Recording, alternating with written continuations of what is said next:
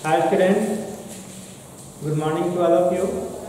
Today I am going to explain a topic molar constant और universal gas constant. आज हम इस topic में मोलर कांस्टेंट और यूनिवर्सल गैस कांस्टेंट के बारे में देखेंगे, इसको एक्सप्लेन करेंगे। इसके बाद हम जो हमारा टॉपिक हीट चल रहा है जो कि यूनिट 3 का है, इसको आगे हम सिलेबस को बढ़ाएंगे। इसमें अब न्यूमेरिकल भी पार्ट आ रहा है, धीरे धीरे हमारा जो थ्योरेटिकल पार्ट है वो खत्म हो रहा है। तो देखते हैं कि मोलर कांस्टेंट और यूनिवर्सल गैस कांस्टेंट आर क्या है। तो बोर्ड पे देखिए लिखा हुआ है, इसको आप कॉपी में नोट कीजिएगा। प्रोडक्ट है किसका? Product of molecular weight m and characteristic gas constant r, है ना। मॉलिक्यूलर वेट m और कैरेक्टरिस्टिक गैस कांस्टेंट r हमारा गैस कांस्टेंट है। दोनों के प्रोडक्ट को ही हम मॉलिक्यूलर वेट डिफाइन करते हैं। This product gives molar constant और यूनिवर्सल गैस कांस्टेंट। ये दोनों प्रोडक्ट हमें मोलर कांस्टेंट या यूनिवर्सल गैस कांस्टेंट देता है।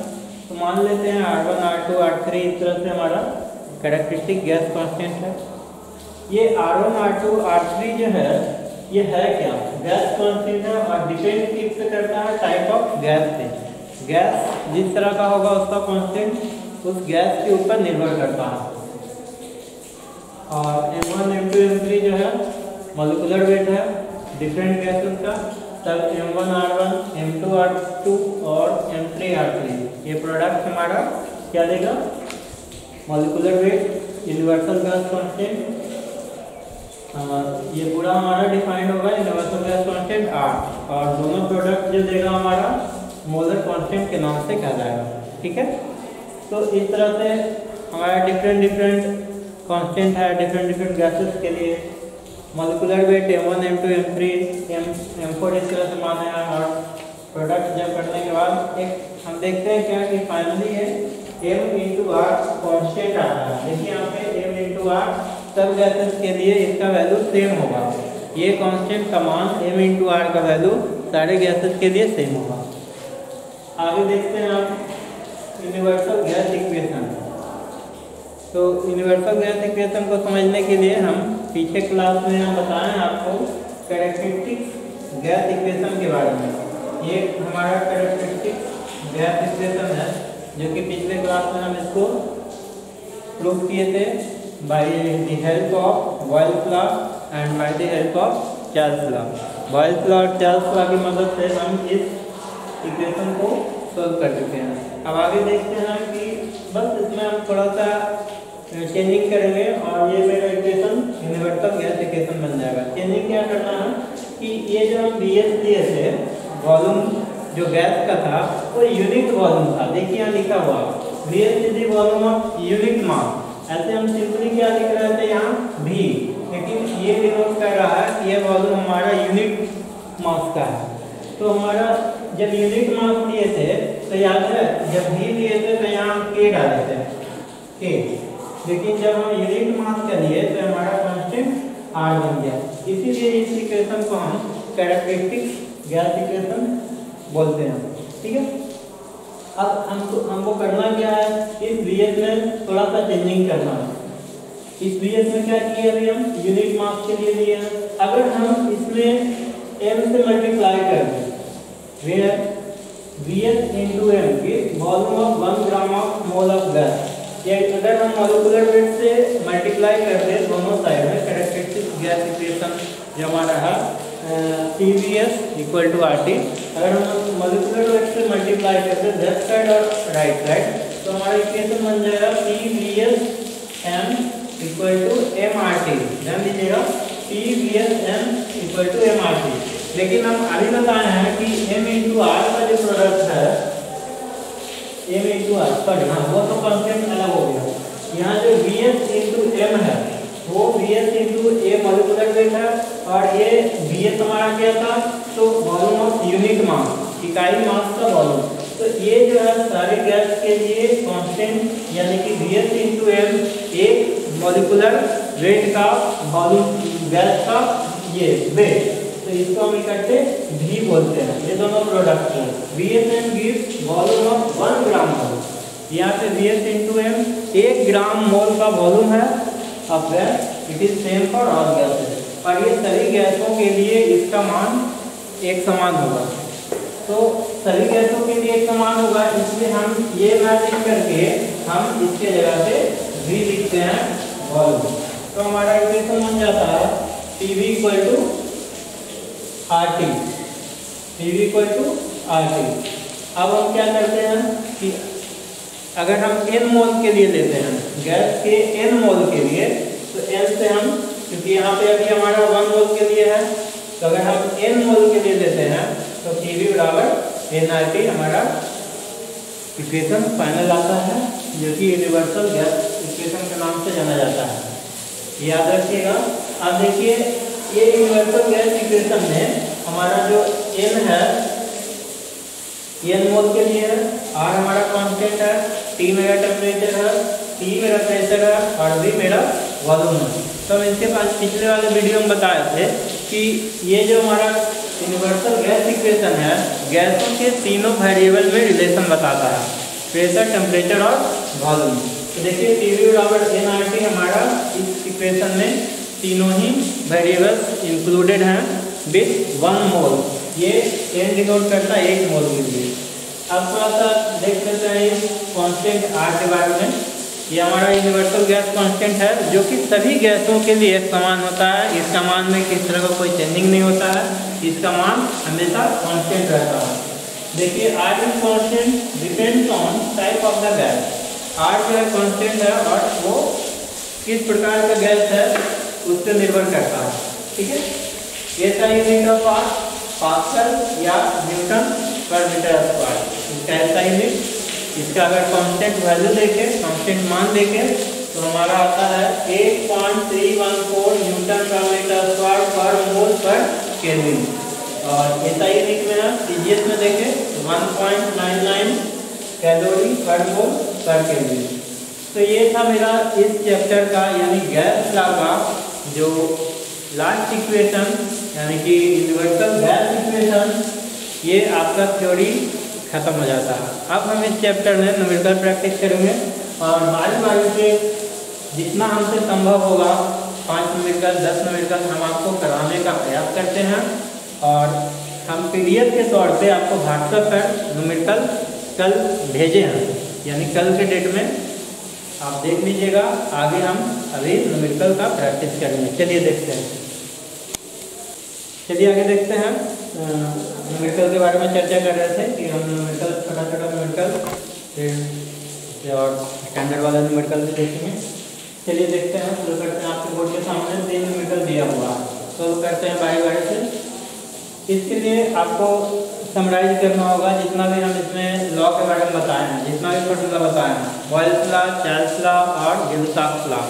तो बॉयल्स लॉ में क्या था हमारा, pressure is inversely proportional to volume at constant temperature. पहला फॉर्मूला ये ध्यान में रखेंगे, that means PV equal to constant, यानी कि P1 V1 बराबर P2 V2। इस तरह से आगे बढ़ेगा। सेकेंड लॉ बताए थे चार्ल्स लॉ, इसमें क्या था, प्रेशर कांस्टेंट और volume is directly proportional to temperature, ध्यान में रखना है। तीसरा लॉ बताए थे गिब्स लॉ, इसमें बताए थे volume constant, pressure is directly proportional to temperature. तो ये तीनों ही याद रखेंगे तीनों लॉ को। उसके बाद हम बारी बारी से न्यूमेरिकल को देखेंगे। तो चलिए शुरू करते हैं। सबसे पहला हमारा क्वेश्चन है what will be the minimum pressure, यानी कि देखिए क्वेश्चन पहले ही हमको फर्स्ट लाइन में ही अराइज कर दिया, यानी कि हम यहीं से पकड़ लेंगे कि हमको क्वेश्चन में मांग क्या रहा है, हमें देना क्या है। तो मिनिमम प्रेशर यानी कि हमें हमसे ये प्रेशर खोज रहा है। ये प्रेशर क्या होगा, required to compress 500 dm³ of air, यानी 500 dm³ decimetre cube air. Decimetre cube क्या है, वॉल्यूम है। ये इतने हवा को कंप्रेस करने में एयर एट 1 atm, यानी कि ये जो 500 dm³ एयर है कितने एटमॉस्फेरिक प्रेशर पे, 1 एटमॉस्फेरिक प्रेशर पे है। तो 200 dm³ एट 30 डिग्री सेंटीग्रेड। यानी कि 500 से 200 DMQ तक हमको एयर को कंप्रेस करना है। एटमॉस्फेरिक प्रेशर हमारा 1 एटमॉस्फेरिक प्रेशर है, बस एटमॉस्फेरिक प्रेशर पे इतना, तो हमको बताना है कि कितना हमको प्रेशर एग्जर्ट करना पड़ेगा इतने वॉल्यूम को कंप्रेस करने के लिए। और हमारा temperature 30 degree centigrade constant temperature दिया हुआ है, इसमें किस तरह का कोई चेंजिंग नहीं होगा। तो याद कीजिए कांस्टेंट टेम्परेचर रूल या constant temperature law, according to Boyle's law pressure is inversely proportional to volume. Volume बढ़ाएंगे प्रेशर घटेगा, वॉल्यूम घटाएंगे प्रेशर बढ़ेगा। तो चलिए इससे हम पहले डाटा को नोट कर लेते हैं। ये मेरा 500 दिया हुआ है, तो V1 हो गया 500 DMQ 1 एटमॉस्फेरिक प्रेशर, ये P1 हो गया 1 atm, और 200 DMQ यानी कि V2 दिया हुआ है 200 DMQ। टेम्परेचर तो हमारा 30 डिग्री दिया हुआ कांस्टेंट, तो वो कांस्टेंट ही रहेगा। अब हमको निकालना क्या है P2 इक्वल टू R। तो बस सिंपल बस पर लगा देंगे P1 V1 equal to P2 V2। चलिए अब हम यहाँ से P2 निकाल लेंगे, तो हमारा P2 इक्वल टू आ जाएगा P1 V1 बाई V2। ये क्रॉस ऊपर में है, यहाँ मल्टीप्लिकेशन इधर जाएगा, डिवाइड में आ जाएगा, कैलकुलेट में कर दीजिए। P1 का वैल्यू 500, V1 का वैल्यू 200 और P1 V1 sorry 1 atmospheric pressure है इंटू 200 V1 500 है और V2 यहाँ है V2। अब हम इसको सोल्व करेंगे। सोल्व करने के बाद आपका ये आंसर आ जाएगा 2.5 एटमॉस्फेरिक प्रेशर। एटमॉस्फेरिक प्रेशर इसलिए क्योंकि हमको प्रेशर का मान निकालने के लिए बताया गया। चलिए अभी तक कोई दिक्कत इसमें, आगे बढ़े, आगे बढ़ते हैं। नेक्स्ट क्वेश्चन देखिए।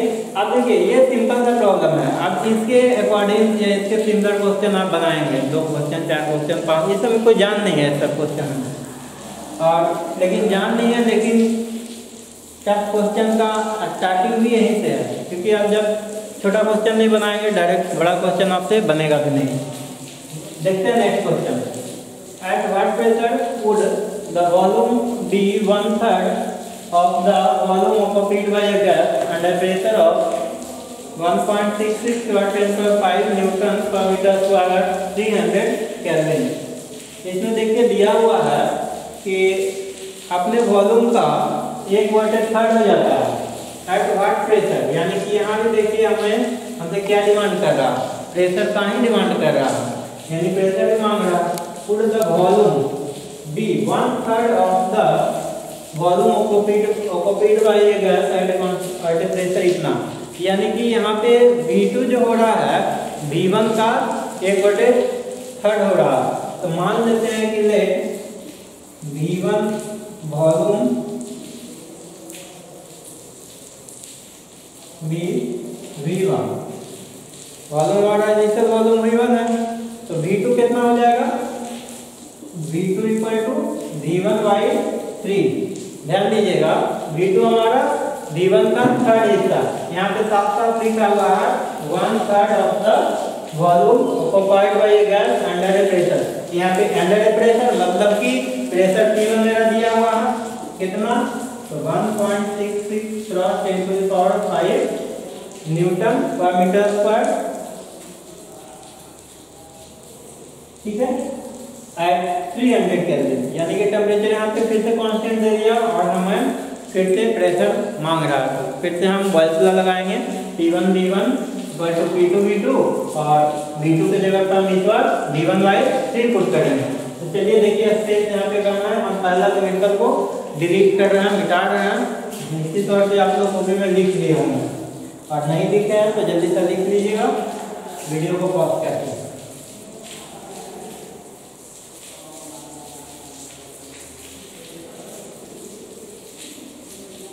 चलिए देखते हैं। तो हमारा डाटा निकल गया था वॉल्यूम V1 और V2 इक्वल टू हो गया V1/3 और P1 था मेरा 1.66 क्रॉस 10⁵ न्यूटन पर मीटर स्क्वायर। तो लगा देते हैं P1 V1 बराबर P2 V2। P2 मांग रहा है कितने हमसे, तो P2 इक्वल टू हो जाएगा P1 V1/V2। P1 का मान कितना है, 1.66 क्रॉस 10⁵। V1 का मान V1 ही रहने देंगे और V2 का मान V1/3 ऊपर चला जाएगा। लॉ ऑफ फ्रैक्शन के नियम से आप लोग 5 क्लास में पढ़े होंगे। यहाँ पे कट कर दीजिए, मल्टीप्लाई कर दीजिए, आपका आंसर आ जाएगा। आंसर आपका 4.98 क्रॉस 10⁵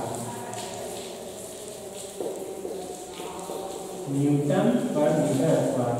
क्योंकि जो प्रेशर का यूनिट है पास्कल भी लिख सकते हैं, तो उसका यूनिट चेंज करना पड़ेगा।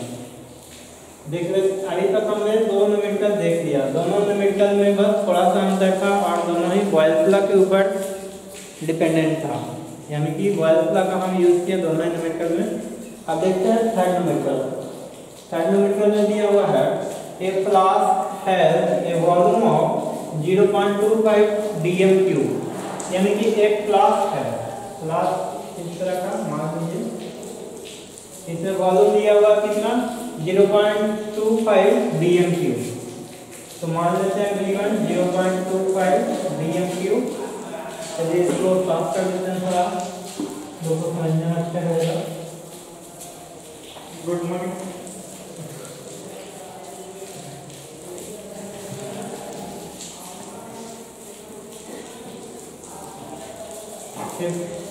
So 5 dm², what volume of air will be displaced from the flask। अब यहाँ पे सवाल ये कर रहा है कि हम फ्लास्क से कितना वॉल्यूम को डिस्प्लेस करें, तो यहाँ वॉल्यूम भी डिस्प्लेस करने जा रहा है। If it is heated from 300 kelvin to 360 kelvin.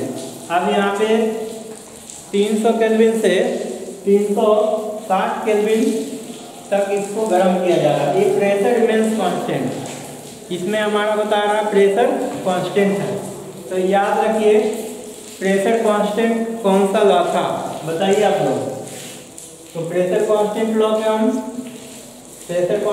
को हम लोग इसमें अप्लाई करेंगे। तो पहले डाटा लिख लेते हैं। V1 हो गया, T1 हो गया मेरा 300 केल्विन, T2 हो गया 360 केल्विन। चलिए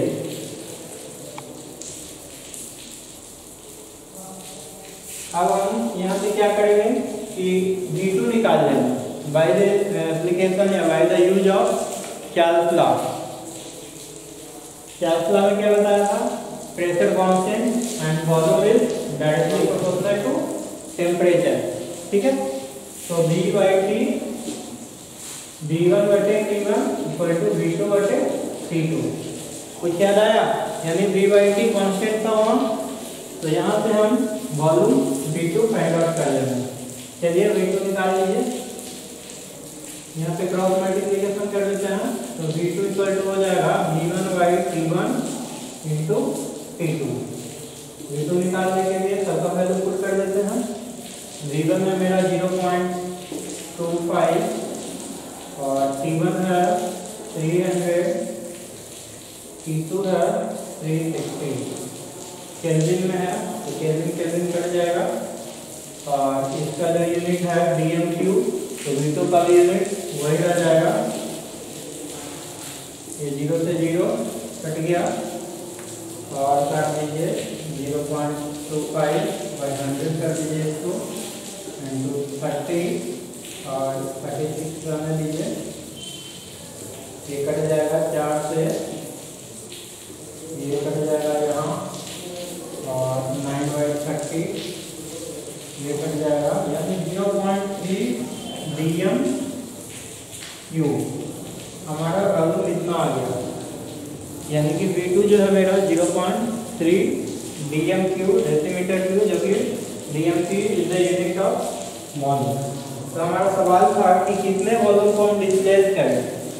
क्लास का जब volume of 0.25 dm³ what volume of displace, तो वॉल्यूम डिस्प्लेस करने के लिए हम अब इसी वॉल्यूम में घटाएंगे जो हमारे पास वॉल्यूम दिया हुआ था, और बाद में जो वॉल्यूम आया इसी वॉल्यूम को डिस्प्लेस करेंगे ना, यानी कि जब हम घट कर रहे तो del V equal to d1 minus V2, तो 0.25 माइनस 0.3, और यूनिट हम एक साथ लिख लेते हैं dm³। घटा लीजिए, घटाने के बाद उल्टा हो गया क्या,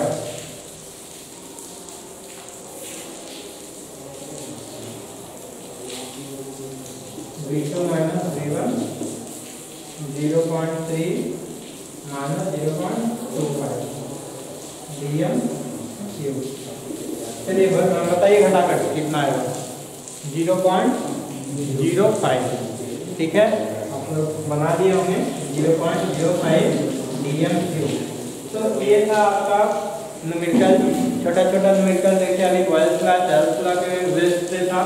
और भी न्यूमेरिकल आप लोग बनाइए घर में, जहाँ प्रॉब्लम हो व्हाट्सएप पे हमें कमेंट कीजिए, कॉल कीजिए, फिर जूम ऐप पे भी हमारा मंडे को आप लोगों से मीटिंग होगा, और जो भी प्रॉब्लम होगा आप लोग एक चार्ट बना लीजिएगा, एक कॉपी में रजिस्टर कर लीजिएगा, और जूम ऐप पे एनालाइज कीजिएगा। न्यूमेरिकल प्रॉब्लम हो, थ्योरेटिकल प्रॉब्लम हो, वहाँ पे हम आपको आपका जो समस्या है उसको सोल्व करने का प्रयास करेंगे। और आप लोग भी अपना जो प्रॉब्लम है लगे रहिए, आपके पास बहुत सारे सोर्स अवेलेबल है, आपके पास बुक्स हैं, टीचर्स हैं, इंटरनेट है, यूट्यूब हैं। तो हमें नहीं लगता है कि किसी सब्जेक्ट में प्रॉब्लम होना चाहिए। अगर विद्यार्थी ठान लेगा कि हमें ये सब्जेक्ट पढ़ना है अच्छे तरीके से, तो इतना सारा सोर्स अवेलेबल है कि विद्यार्थी कर सकता है। ठीक है, ज़्यादा टाइम ले लेंगे। अगर वीडियो अच्छा लगा हो तो लाइक कीजिए, सब्सक्राइब कीजिए, दोस्तों के साथ शेयर कीजिए। Thank you. Stay at home, stay healthy. Thank you.